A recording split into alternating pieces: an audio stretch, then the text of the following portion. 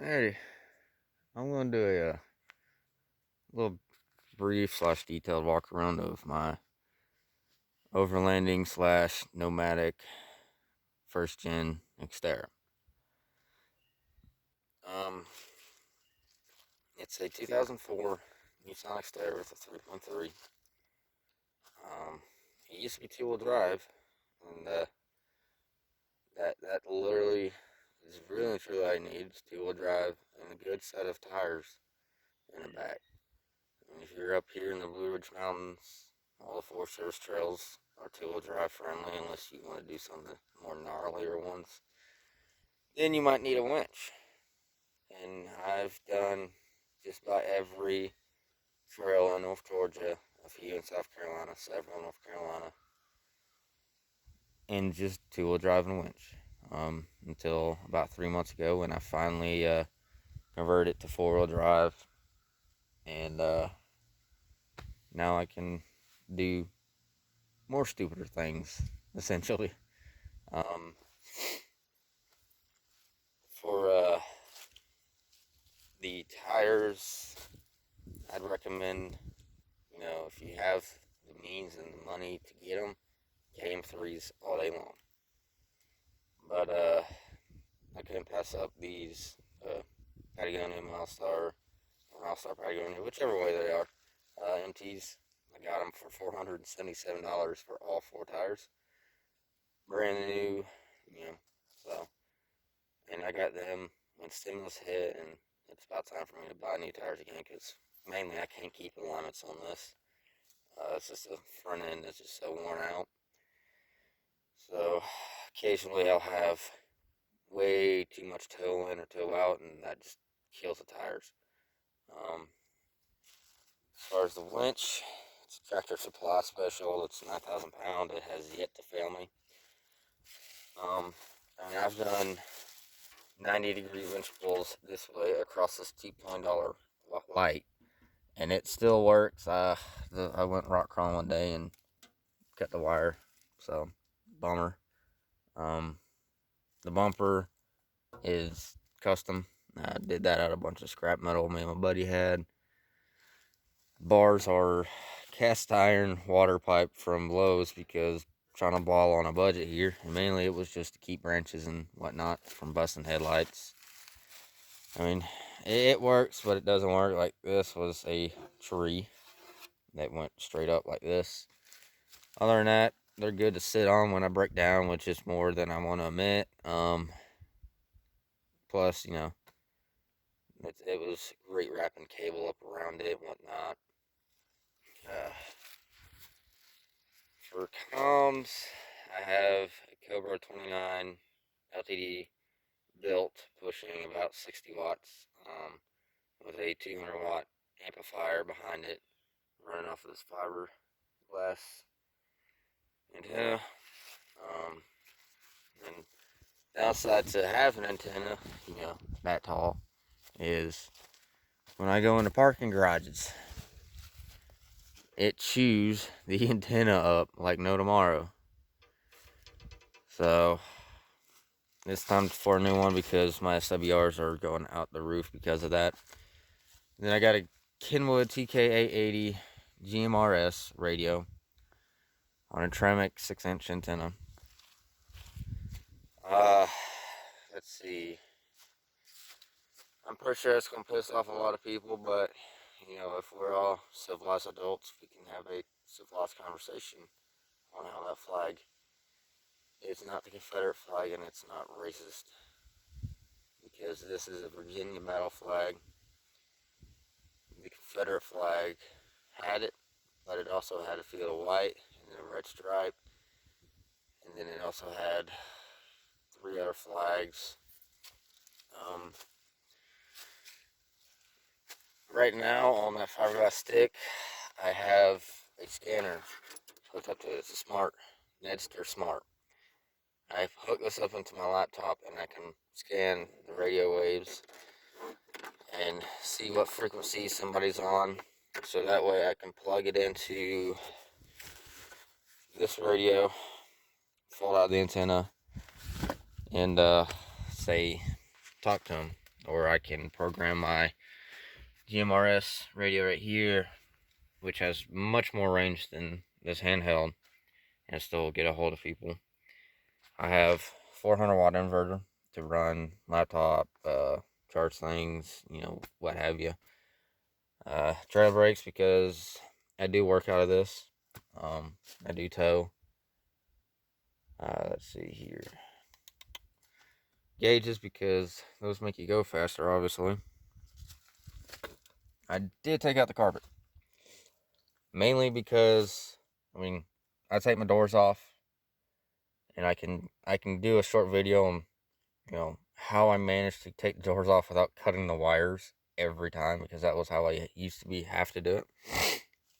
But took doors off, and mud and all this getting in the carpet kind of sucks a lot, and mainly because I got hit on my driver's side door, which I'll show y'all in a minute. Yeah, dash cam that sucks majorly. Tourniquet, because if you're going to carry all of this and go out shooting, you'd be stupid not to have at least one tourniquet. I have rock lights as interior lights. It's part of, right here. They're awesome. Best thing I ever done of this. I did a Jeep speaker mod because when you take your doors off, you lose 2 speakers, and the speakers in the back ain't loud enough to come up here, so I did them on the B pillar. Headliner blew apart, so we took that out because that crap is nasty to breathe in.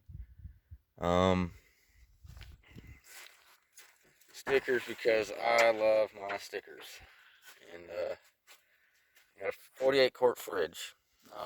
I don't really use it for meat because it's so expensive around here. I mainly use it for drinks and water, cook with, drink with, what have you, essentially.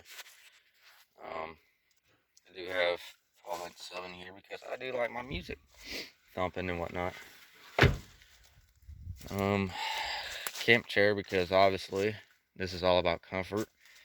3-day go bag because with how things are going, I'd much rather be ready to disappear if need be, or somebody comes after you or something. I can just take that, grab my AR. I already have my Glock on me, and I can hit the hills and never be seen for 3 days at least. This is full of clothes. It's mainly my work uniforms because I do still work. Dealership life. Cook stove. Obviously, this thing has been beaten to hell and back. I got a few toys for my son. When I have him, I do take him out wheeling, and he loves it. He loves coming out here, and then I'll pull over and let him play with some toys and whatnot. I got a multi-person IFAC. This is mainly just a bunch of medical stuff. 9mm. This thing is like $300 worth of 9mm, and it ain't even a whole lot in there, thanks to everybody buying it up. That's literally all I have, which sucks. But ammo shortages. I got about a month worth of food, and it's mainly just pasta and what have you. Dirty clothes bag, box of seasonings and propane. There's my radio currently in the back. Jumper cables because you're an idiot if you don't have jumper cables. Tool bag. Axe. You have to have an axe out here. I have a spare 40-foot roll of 12,000 pound cable, so that way when my 9,000 pound cable breaks, because it is kinked in 4 spots, I have at least some cable left. Cast iron cookware because some days I don't want to cook on propane, I want to cook on the fire. Plus everything just tastes better on cast iron. I got a bunch of spare oils, belts, a power cord for the fridge so I can plug it into the house. Fishing rod, a little short one. That's probably busted by now, but it's great to get up in some of the hollers and whatnot. Rain gear. I have to have vice grips on my hatch because I have a 5-pound fire extinguisher on the back. Because I also did put rock lights on the hatch, and this lights up the entire back area of the car, which is great, especially at night when it's pitch black. I got a car seat because I do still take my son out. And there's the kicker. The downside of CVT tents is cover or any, you know, uh, open up tent, fold out tents is that cover. I've yet to figure out a way to deal with that. Since it's Halloween, decided to be a little festive. Put pumpkin on my snorkel, and at night I'll put my flashlight in there, make it glow, and it's really awesome, realistically speaking. But that's where I got hit by a Honda Accord. He hit my tire and went straight up under me, and I drove up over him. He screwed his car up. I mean, I don't care about body damage. I really don't. Got a shovel. There's another fire extinguisher. Thanks to that Honda, I now have a constant water leak, so under here is always flooded when it rains, which really sucks a lot. I have half a door panel because this is where I have put my door harness. The passenger side door harness is in the kick panel down there. I'll do another video on that. Radar detector, that has saved my life, or not life, but my ass several times, and the only time I've gotten a speeding ticket was when that was off. It does detect LiDAR, but it not very well. A laser has to hit right here on the back, and then it just freaks out. Mainly it detects radar and sonar, and it'll alert you. Nowadays it's more on the newer cars. It has the active lane assist and the safety shields and all that other BS, especially on Nissans. They're coming out with more and more safety features, which sucks. Other than that, let's see. It is lifted. I do have a 3-inch 4x4 parts lift. The only issue is I originally did a poor man lift on it, and I had to re-index my torsion bars, and since I did that when I installed the lift, I can't get it to 3 inches in the front, so I have a bunch of fucking down travel and a little bit of up travel. I'm not running bump stops because those got destroyed back when I was poor man lifted. Big mud clump from last night. Another mod I did on this that makes life a whole lot easier is I took the rear hatch struts off my parts car and made hood struts with them, so that way I ain't got to use that. It's nice. I did delete cruise control several months ago. I now regret that because I drive even more. I did take the air conditioning out because it didn't work. So I was like, screw that. Let's do weight reduction. Well, idiot me bought a parts car with air conditioning. So now I have to buy 2 lines over here that goes through the firewall. And then I can put it all back in and have air conditioning finally. I deleted the resonator, obviously, because I had a snorkel, but I did that before I had it. The baffle right here, I blocked off the T-pipe. You can buy these plugs at Home Depot. Started deleting EVAP and EGR, gave up on it. The only oil leak I have is driver's side valve cover gasket because I have to take off the intake manifold, and I attempted to do that, gave up halfway through, but now that I've been working at Nissan, I kind of have a better understanding of what I need to do and not to do to take this out to make it easier. Timer belt was replaced, not by my choice. It snapped at 140,000, and that was a pain in my ass. And looks like my radiator hose is leaking. That's not cool at all. I'll address that tomorrow at work. Put a used distributor in it because my last one was way too wobbly. So I put a used one in there off the parts car. Timer belt, water pump's been done. Thermostat didn't need to be replaced, so I didn't bother.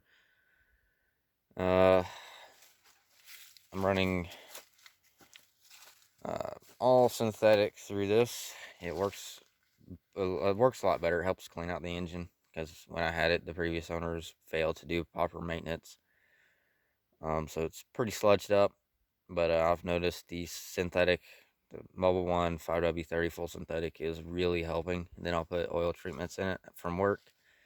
I do fuel inductions very regularly, like once every 2 months, and it just smokes like no tomorrow. It does make it run better. It is straight piped. I have gutted the cat straight pipe to a small 6-inch cherry bomb glass pack. It used to not be like that. I used to have an aluminum fire extinguisher tip welded to it, and that sounded pretty good for like 9 months. And it got really raspy and just really loud, so I put that glass pack on it, quieted it down a good bit. The rear drums are painted red, but you can't tell at the moment. Custom rear bumper, C channel.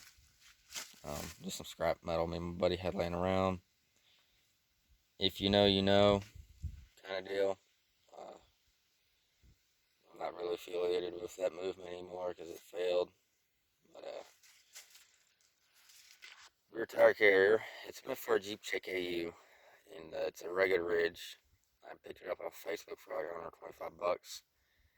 And originally I welded a corner of it to my stock bumper, and I put the hatch, or the latch to my hatch, which destroyed the internals of my hatch. So I did this and made a rebar latch mechanism. Works great. Now I'll talk about the tent that I have. A CVT Mount Rainier. It's the older model. They're great. If you're going to overland a lot and live nomadically, I'd recommend it. If you're only going out for a weekend, I wouldn't even bother, because it is expensive. I knew this is a $2,300 tent, but I picked it up for $500 off of Facebook. It sleeps very nice. It is getting fall, so up here in the mountains, it does get pretty chilly, but I've been pretty warm in it. Just throw your windows down, close them. I keep the main one open so I can get out. It is waterproof. It is heavy duty canvas, but you have to make sure it dries, or else you will get mildew, and it will stain. No matter how much you clean it, that mildew will never disappear. The downside to it is heavy. The xterra is already a top heavy car, and I did delete both sway bars, so it makes it even worse when you have that on it. It weighs about 200 pounds. It takes me and a coworker to load it up. Let's see, the ladder, it's alright. It took me a minute to figure out the proper way of doing this ladder.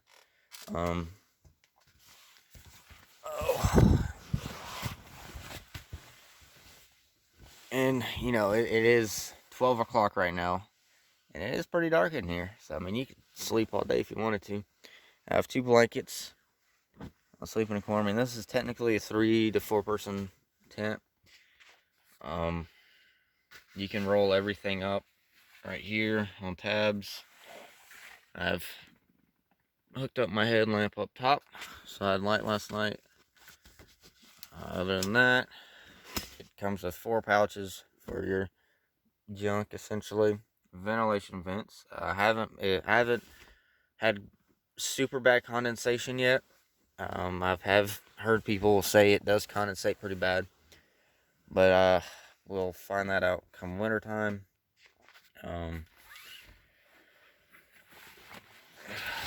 Gotta get all this stuff out so I can close it. So I'm gonna go do a scrap run today, so I can get some extra money. Those are what keeps your windows open, essentially. If you are older or you have, health issues, like joint issues, and you can't quite make it up ladders, they come with little pull straps you grab, and you can pull yourself up on. They're attached to the frame. Another downside I've, experienced is I have to tighten up all my hardware on this thing pretty regularly, which sucks because one day my hinge will pop apart, and that's not fun being out here.